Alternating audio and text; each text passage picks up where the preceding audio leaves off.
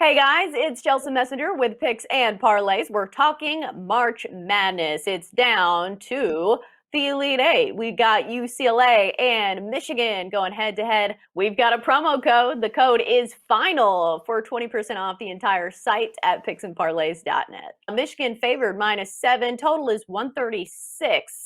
We've got UCLA who came out of the first four, and now they're one win away from being in the Final Four. So what a run for UCLA. Obviously a team with a lot of momentum, but then you've got Michigan, who's been playing pretty solid basketball all season long. Top seed in this tournament for a reason, really good on paper, and I think they should have the edge down low here.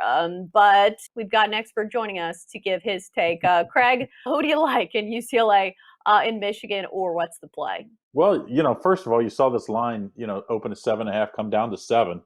So it tells you probably some public money, a lot of public money coming in on the underdog here. And, the Pac-12 has kind of been the darling so far. As we're taping this, Oregon State's struggling. I think they're down 13 with 13 minutes to go in the second half. So, I think the Pac-12 now is finally running up against some serious competition, and thus they're going to struggle a little bit more. Obviously, a great story. Coach Cronin, coming from Cincinnati, where I knew him very, very well, being a big Bearcat fan my whole life. Actually known him personally, worked for him for a summer after college, working basketball camps. So he is a great basketball mind. Usually on him was that he couldn't win the big one. Couldn't only got the Bearcats to one Sweet 16. So he's done a great job here at UCLA, and I didn't think that would happen. But I do think they are up against Michigan. The size of Michigan, I think, is going to be a problem. I mean, Michigan, obviously they don't have Livers, and that's a big story. He's their best shot maker, probably their best individual, just all-around player. I mean, he can kind of do it all. But they have a lot of size, and as we saw against Florida State, they really, really pass the ball well, Chelsea. So even though my better play is going to be on the total here, I'm going to take the side. I'm going to take Michigan minus the points here. I just think they're going to be too much. They're going to wear this UCLA team down, and we saw how good this defensive unit is at Michigan. I think that's going to be too much. UCLA kind of got lucky a little bit because Alabama shot under 50% from the free throw line. If they shoot better, Alabama moves on. But for me, Chelsea, I think it comes down to the total here. I think you play the under here.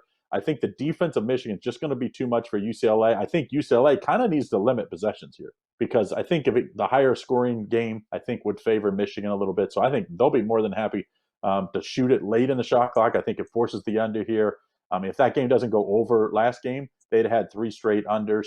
And then Michigan, they've played, an easy under game last time out, only allowing 58 points to a pretty good Florida State team. So I think the under is the play in this one. So that's where I'm going to be as my top play. Let's take the under Michigan and UCLA. Yeah, that UCLA Alabama game should have probably stayed under, and I'm sure if you had an under ticket on that one, you're probably really frustrated because obviously that one went into overtime, and you needed some Hail Mary threes from Alabama, even though they could not make a free throw to save their lives. So yeah, I just wonder if the magic runs out for UCLA, especially you said it down low with UCLA. They only have one player over 6'6" in the rotation, and you're going against a Michigan squad led by Hunter Dickinson, really solid down low, and scored 50 points in the paint against Florida State last game. So if you can dominate a team like Florida State in the paint like that, it's going to bode well for you moving forward. So I think that's what it boils down to for me, is that matchup in the paint.